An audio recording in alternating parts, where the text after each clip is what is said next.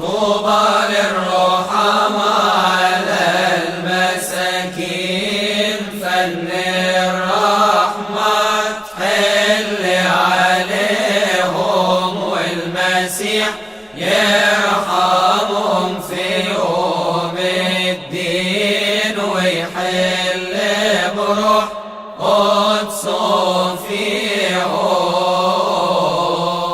بسم الآب والابن والروح القدس إله واحد أمين. أهلا بأحباء قناة COC. أكمل معاكم وعد الله بالنجاح. كلنا عايزين ننجح. عرفنا تعريف النجاح، بدأنا نتكلم عن مقومات النجاح. قلت نمرة واحد الكفاح. بدأت أقول معاكم خبرة واحد عصامي نجح. عصامي يعني بدأ من تحت طلع فوق، بس مجهوده نحت في الصخر. قال إيه؟ لا تأنف من القيام بأي عمل شريف مهما كان بسيط، انت تقدر تخليه عمل مهم. قال لا تنظر الى الربح السريع، الربح البطيء دليل النجاح. لا تستسهل عملا لان العمل السهل ينافسك فيه كل الناس.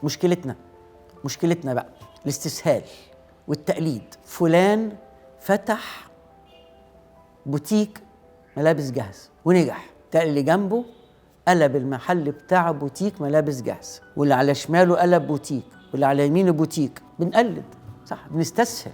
لا اوعى تستسهل. لما تستسهل عمل كثيرين هينافسوك فيه. قال الربح البطيء هو علامة النجاح. موضوع مش اضرب ضربة وخلاص، لا، قليل منتظم خير من كثير متقدم. قال ايه برضو الراجل ده الناجح؟ قال اعطي عملك كل وقتك وتفرغ له. كل وقت العمل للعمل. ما قالش كل وقت حياة العمل، طبعا لا، لأن في مجالات أخرى، بس كل وقت العمل للعمل. أحد أسرار النجاح إنه كل وقت العمل للعمل. إيه مشكلتنا إحنا؟ سامحوني، يعني إيه مشكلتنا؟ إن الموظف المصري هو أسعد مخلوق في العالم. إحصائيات بتقول متوسط شغله في اليوم 26 دقيقة. أسعد واحد في الدنيا.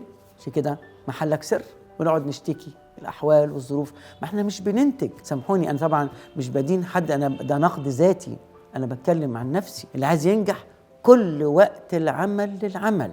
قال إيه الراجل ده؟ قال كده: شفت ناس كتير من أصحاب العمل نجحوا وبعدين فشلوا، والسبب إنهم أقبلوا على العمل بنشاط في بدء الأمر، فلما شعروا ببوادر النجاح انصرفوا إلى حياة الكسل ففشلوا. واحد اشتغل بأمانة واجتهد فربنا بيديله، ده حقه، عطية. بدأ يكسر. يعني مثلا واحد مهندس سابه من تراب الميري، سيبك بقى من تراب الميري ومجلس المدينة والكلام ده، فتح ورشة حلو خالص، بدأ يشتغل بإيده ويستقبل أصحاب العربيات بنفسه ويشتغل بإيده وانت تحت العربية، فنجح. لما نجح بقى بدأ يلبس قميص أبيض نظيف ويدي المفتاح لمين؟ للواد بليا، والواد بليا ده ضيعه، صح كده؟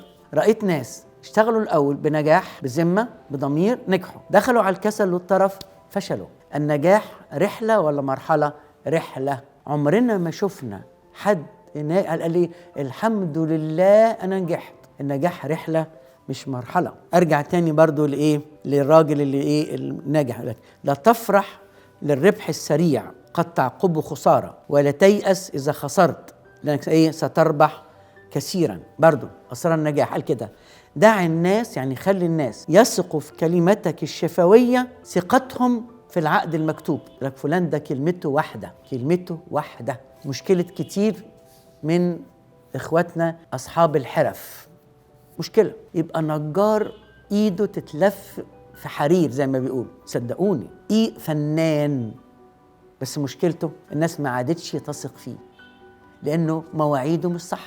ناس أجلت فرحها بسببه، ناس طلقوا بعض بسببه، فالناس لا تثق فيه، صح كده؟ اجعل الناس تثق في كلمتك الشفوية ثقتها في العقد المكتوب. احنا كمسيحيين عندنا مهارة مهمة جدا جدا نحافظ عليها، مهارة الأمانة. الرجل الأمين كثير البركات. خليك أمين هتنجح. يقول كده: ابتكر في عملك وجدد فيه. خليك متميز. النهاردة سوق العمل مليان بخريجين مش لاقيين شغل، لكن لازال سوق العمل يطلب الخريج المتميز. التميز. عشان كده أحد أسرار نجاح التميز والأمانة. ربنا يديكم نعمة وبركة، والمرة الجاية أكمل معاكم برضو أسرار النجاح. لإلهنا كل مجد وكرامة إلى الأبد، أمين.